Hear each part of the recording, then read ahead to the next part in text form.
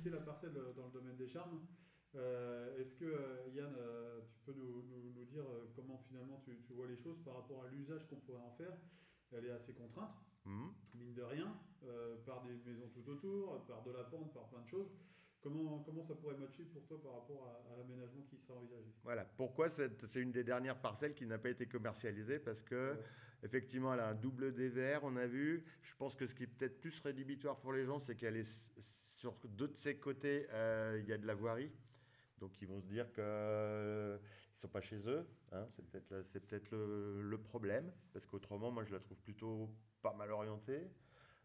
Cette question de pente, effectivement, est une contrainte, mais comme tant d'autres. Donc, on peut regarder cette parcelle. Elle fait 457 mètres carrés. C'est encore, par rapport aux standards d'aujourd'hui, ça c'était un lotissement d'il y a 10 ans, en fait, hein. Les standards d'aujourd'hui, on est plutôt sur du 300 mètres carrés. Donc, on va voir qu'effectivement, bah, faut pas se disperser, faut vraiment optimiser l'implantation et l'emprise au sol, effectivement, que va avoir le bâtiment sur la parcelle si on veut quand même garder un peu de terrain et un peu de jardin. Et pour ça, on va... Et puis effectivement, il faut bien délimiter ce qui est de la sphère privée, donc le jardin, je veux être chez moi, et puis ce qu'on montre à voir aussi à l'extérieur, le rapport public de la maison. Et pour ça, je vais d'abord commencer par un petit exemple que j'ai vu un jour en me promenant dans les lotissements. Je me promène dans ce lotissement et je vois, ou plutôt je ne vois pas une maison, parce que je la vois pas en fait. Je me doute, enfin, je devine qu'il y a une maison, mais elle est bien planquée, contrairement à toutes les autres autour. Cette maison-là, alors bon, en plus elle a une architecture contemporaine, ça me plaît un peu plus peut-être que le pavillon un peu classique qui est à côté. Elle est construite en bois, etc. Toiture terrasse. Mais surtout, on la voit pas. Ben, déjà parce qu'il y a une haie, alors que quasiment toutes les maisons autour, c'est des murs sans doute imposés par le règlement qui sont pas très hauts en fait, des murs buffets d'un mètre 20. Eux, ils ont choisi de mettre une haie, il y a quand même un tout petit but de muret en bas. Et donc là, je me suis permis effectivement de rentrer un petit peu pour aller zioter au-dessus du portillon. Et j'ai vu effectivement que la maison était bien en recul derrière et que du coup, il y avait quand même un jardin assez conséquent. Ils avaient planté des arbres, etc. Et juste pour la comparaison, je me suis retourné, j'ai regardé la maison qui était juste en face de l'autre côté de la rue. Et là, là, par contre, je vois carrément chez les gens. Je vois, effectivement, déjà, il n'y a pas de plantation, mais la maison, elle est quand même en vis-à-vis assez direct avec la rue. Je me doute que si je marche un soir, que c'est éclairé à l'intérieur, je vais carrément voir dans la cuisine ce que font les gens. Et du coup, effectivement, en rentrant, je suis allé sur mon Google préféré, regarder en vue aérienne, et c'est effectivement frappant, juste le comparatif en fait de ces deux maisons. Hormis leur architecture, mais surtout d'abord sur leur implantation. Comment ils ont tiré parti, ou pas, de leur parcelle et de leur terrain. Juste pour comparer, effectivement, sur le géoportail, j'ai calculé. Bon, les superficies, c'était encore des grandes superficies. C'était des 670 mètres carrés chaque parcelle.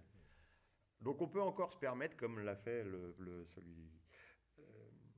deuxième, de se mettre au milieu de sa parcelle, avec, bah là en plus avec une forme un peu biscornue qui fait qu'il y a plein d'angles morts qui servent à rien un petit peu. Et effectivement, c'était bien ce que j'avais pressenti. La première maison, c'est la maison en bois, effectivement, qui était en recul, avec son garage sur la rue en avancée. Eh ben, elle est vraiment allée se coller en mitoyenneté sur deux côtés, côté nord, côté est pour garage, ça c'est moins grave, mais enfin surtout voilà, le nord n'étant pas une orientation très valorisante thermiquement, hein. Donc il est allé franchement se coller au nord et du coup en libérant un maximum de place sur la parcelle pour avoir un vrai jardin. C'est pas du tout la stratégie effectivement du voisin en dessous qui s'est collé en plein milieu et encore une fois avec en plus une forme qui génère des angles morts. Donc voilà, le rapport à la rue et surtout l'optimisation de la parcelle, c'est pas du tout la même chose à taille de maison identique et sur deux modèles de plein pied. Donc voilà, même si on fait abstraction de l'architecture, bah on voit qu'il y a quand même un projet qui a été un peu plus réfléchi que l'autre, à mon sens. Et donc alors maintenant si on va un peu plus loin encore dans la contrainte, je vais partir effectivement des parcelles qu'on trouve aujourd'hui avec la densité urbaine qu'on cherche à faire dans les nouveaux quartiers. on est sur des parcelles aujourd'hui qui font 300 mètres carrés. Donc là, faut vraiment plus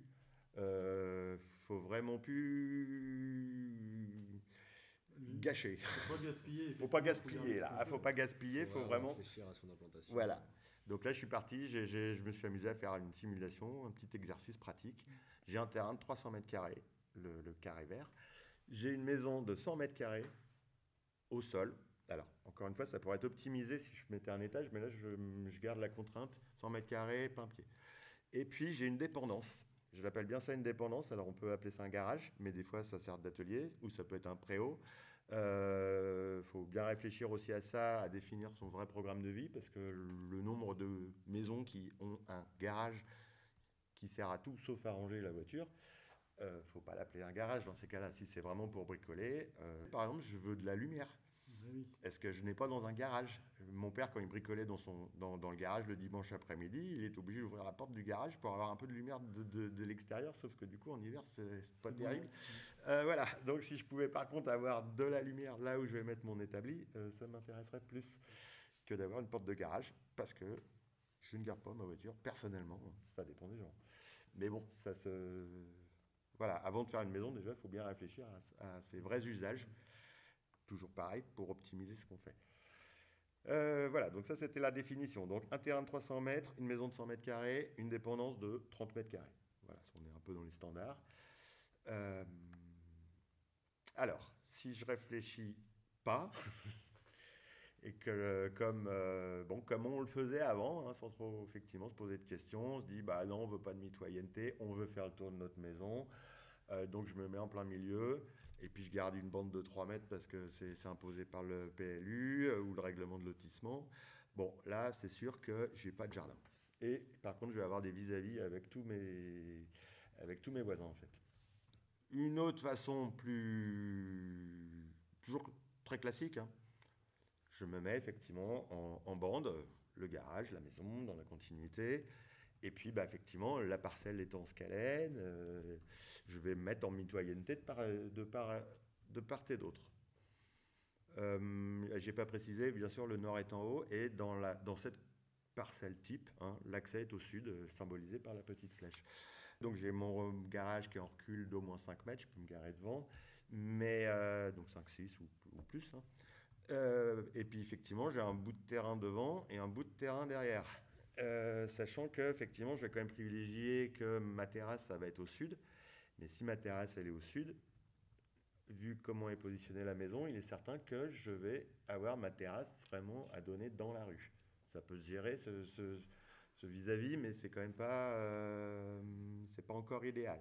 Troisième option, je vais, comme on l'a vu sur la maison en bois de tout à l'heure, coller effectivement, franchement, en mitoyenneté sur deux faces. Donc je vais me coller dans un coin du terrain, histoire de libérer un maximum de place devant.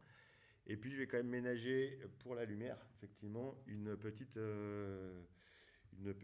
courette, en fait, hein, au fond du garage, et puis pour pouvoir éclairer aussi la maison.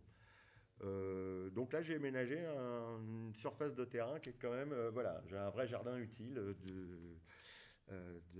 aussi grand que la maison, 100 mètres carrés à peu près, hein, si je reste dans mes échelles. En privilégiant effectivement ce pignon qui va ouvrir largement sans doute les pièces de vie côté sud, sur mon jardin. Et puis effectivement des orientations alors moins intéressantes, ouest. C'est une orientation qui est intéressante pour la lumière du soir, mais attention, c'est pas, ça peut chauffer, ça chauffe en été, c'est l'hiver, c'est le vent, la pluie. Attention à l'ouest. Donc dernière option. Est-ce qu'elle est mieux, est-ce qu'elle est moins bien? J'en sais rien. Chacune a ses avantages, ses inconvénients. Je vais presque envie de dire, à part le premier exemple qui est franchement rédhibitoire, les trois autres, c'est des choix. Hein, voilà. Et puis pour l'instant, on a juste positionné. Hein, j'ai pas encore réfléchi à ce que j'allais mettre dans la maison où c'est que j'allais positionner les pièces. Bon, la quatrième quand même, elle m'intéresse parce qu'effectivement, du coup, donc je me suis toujours collé dans un angle, mais de l'autre côté pour privilégier des orientations à l'est et au sud. J'ai un peu moins de jardin que dans le premier. Et par contre, le garage, lui, je l'ai en garage ou atelier ou je ne sais pas quoi. Mais ça faisait partie de mon exercice. Je l'ai décollé de la maison, par contre.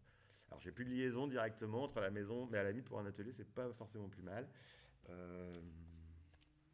Donc, on a quand même du choix On a toujours des choix, aménagements possibles, en fonction finalement du pour et du contre, hein, Bien sûr. comment on envisage ces aménagements-là, en fonction du budget peut-être Aussi. qu'on peut avoir, même s'il n'y a peut-être pas forcément tant de différence. Et si, parlons de budget justement. Là, ici, sur cette option Celle de droite, où la hein, sur dépendance, diapo.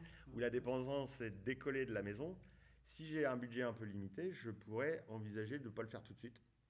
Donc, on Ça peut sera plus différer. simple. Ouais, On peut être voilà. progressif dans notre Je vais choix. mettre mon argent et mes moyens actuels vraiment dans la maison, mais j'ai prévu qu'un jour, si j'ai besoin, à la limite, j'aurais même déjà prévu des arrivées d'eau, de l'électricité, etc. Parce que ça se trouve, ça ne sera jamais un garage, mais ce sera l'appartement de mon aîné. Hein. Peut-être, je ne sais pas. Disons qu'il faut toujours penser évolutif.